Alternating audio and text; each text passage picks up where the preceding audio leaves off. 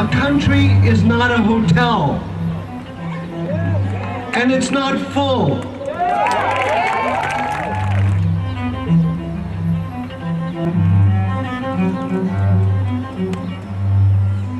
I've lived my life at the borders, between cultures, between disciplines, between musics, between generations. And I feel like I need to make a statement today.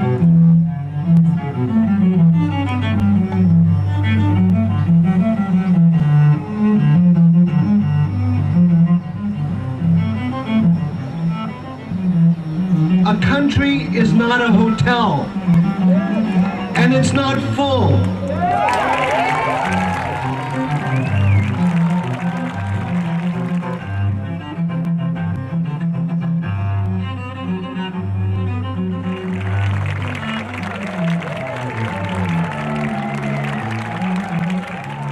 Yo-Yo visit here reminds us of our culture,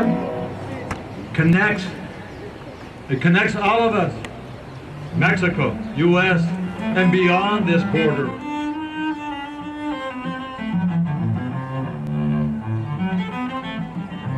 In culture, we build bridges, not walls.